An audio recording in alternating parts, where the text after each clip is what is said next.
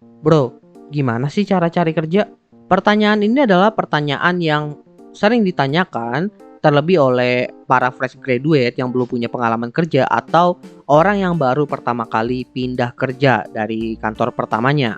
Disclaimer terlebih dahulu, gue itu bukan human resource ya yang bisa ngebantu menjelaskan dari sisi recruiter, tapi gue sharing pengalaman gue dalam mencari pekerjaan dan membantu teman gue dalam mencari kerja. Gue sendiri baru sekali ya untuk pindah kerja, tapi gue udah melalui beberapa cara dalam mencari pekerjaan. Serta gue juga sering mendapatkan masukan atau referensi dari teman-teman gue yang juga lagi mencari kerja saat ini. Dan gue juga membantu mereka mencari pekerjaan dengan metode-metode yang udah pernah gue lakuin.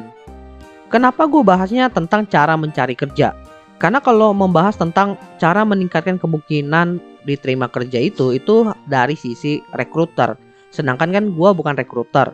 Tapi dari sisi pencari kerja kita bisa meningkatkan probabilitas atau kemungkinan kita dipanggil untuk interview dengan cara memperbanyak lowongan yang kita lamar. Lalu cara untuk memperbanyak lowongan yang kita lamar itu tentunya dengan memperbanyak referensi atau sumber lowongannya. Dan di sini akan gue bahas beberapa metode mencari pekerjaan. Dan list ini gue susun dari tingkat kemungkinan kita itu lanjut dipanggil interview. Tapi listnya di sini itu sifatnya subjektif ya, berdasarkan pengalaman gue. Dimana gue ngeliat nih, mana metode yang memiliki tingkat kemungkinan dari gue dan teman-teman gue itu sering dipanggil interview. Bisa saja berbeda dengan orang lain. So langsung aja. Metode pertama, mencari pekerjaan dari platform pencari kerja. Sampai saat ini ya, perusahaan itu masih sering posting lowongan pekerjaan itu di platform pencari kerja seperti Jobstreet, Caliber, Glints, dan lain-lain. Bisa dibilang lowongan yang ada di website pencari kerja itu banyak banget. Cuma ketika kita udah ngelamar lowongan tersebut, justru gua dan teman-teman gue itu jarang banget dapat panggilan dari lowongan yang ada di platform pencari kerja ini. Bisa dibilang ketika udah ngelamar itu jarang banget ada respon.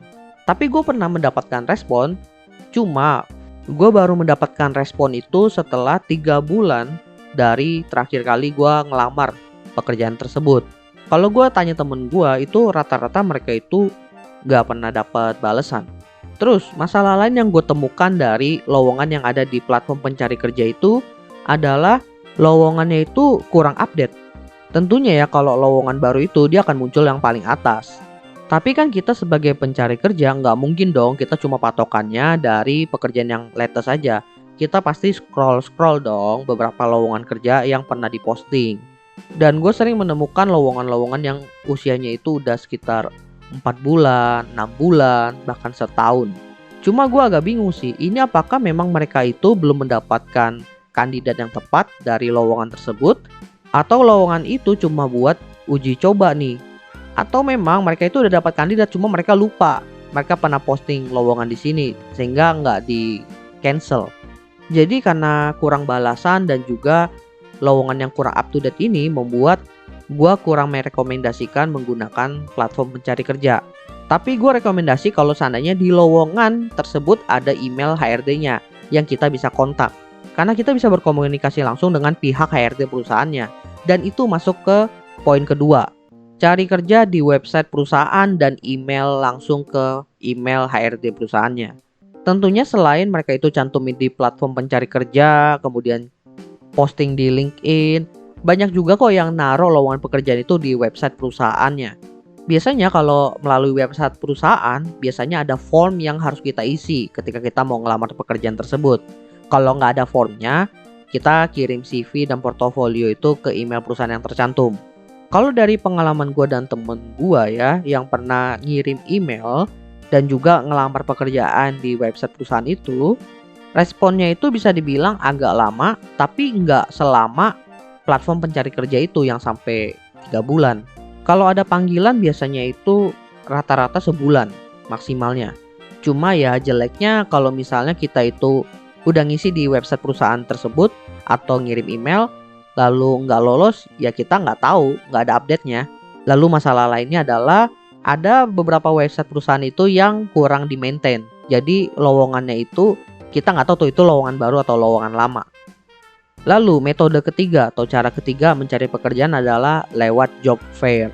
Ini adalah metode yang mengantar gua ke pekerjaan pertama gua. Soalnya di situ kita itu bisa bertemu langsung dengan pihak perusahaannya, orang-orang perusahaannya. Saat itu gue ketemu sama CEO dari perusahaannya. Kebetulan saat itu perusahaannya itu startup. Tapi kalau kalian ke job fair langsung dan itu perusahaan besar, biasanya kalian bisa langsung ketemu sama pihak HRD-nya. Plusnya ya kita bisa langsung tanya ke mereka tentang perusahaan mereka itu lowongannya itu butuh apa aja.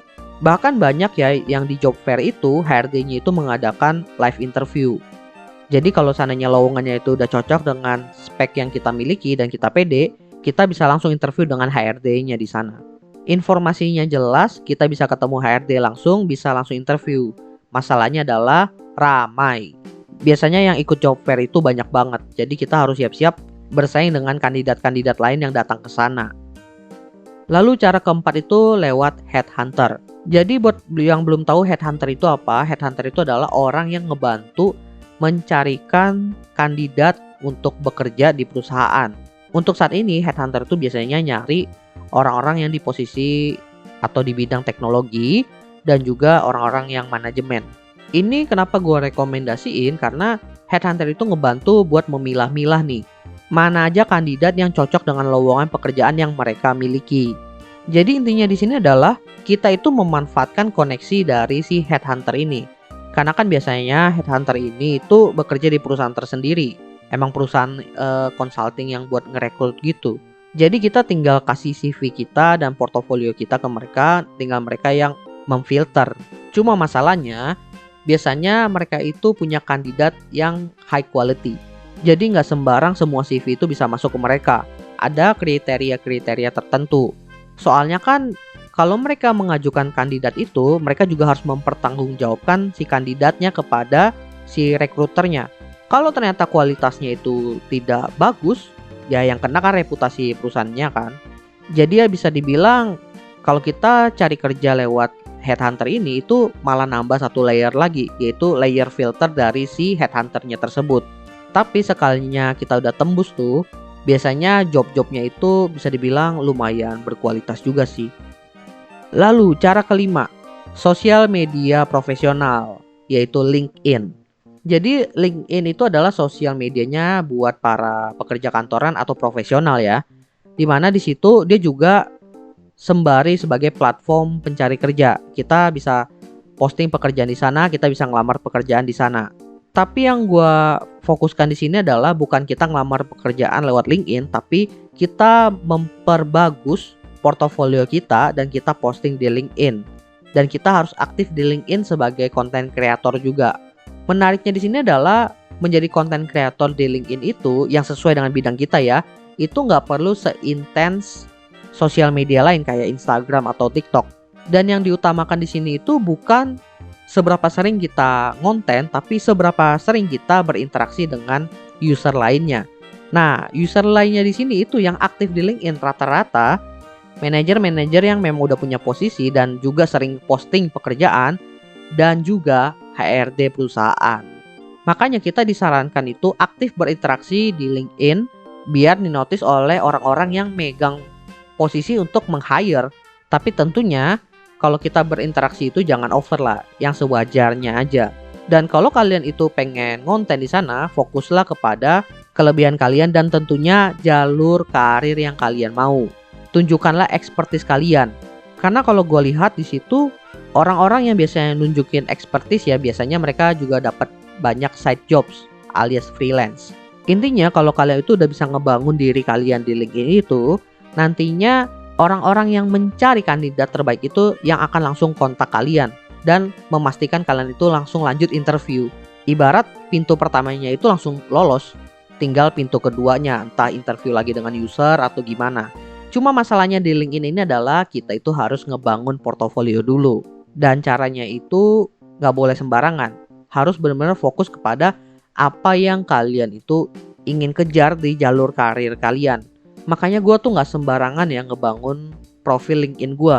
Lumayan lama sih gue mikir ini, butuh sekitar 3 tahun baru bener-bener gue bakalan bikin konten nih tahun ini. Mungkin kalau kalian cek LinkedIn gue saat ini masih sebatas seorang programmer. Tapi kontennya ini udah mulai ngarah ke podcast dan ngebahas tentang teknologi gitu. Ya nanti kalian nantiin aja lah. Dan mungkin ini akan menjadi pembahasan lain ya di episode lain soalnya bakalan panjang. Tapi LinkedIn menurut gua lumayan efektif sih buat ngebantu kalian nyari kerja. Dan tingkat probabilitas kalian itu lanjut ke tahap selanjutnya itu juga tinggi. Soalnya kan di-approach langsung sama HRD. Lalu yang terakhir, metode terakhir adalah referral. Jadi kalian itu direkomendasikan oleh teman kalian untuk bekerja di perusahaan tempat dia bekerja. Bisa dibilang ini probabilitasnya itu tinggi ya buat kalian itu diterima. Soalnya kalian itu bakal dapat banyak bocoran dari teman kalian. Dan rata-rata pekerjaan yang ditawarkan itu memang pekerjaan yang circulate di dalam perusahaannya aja.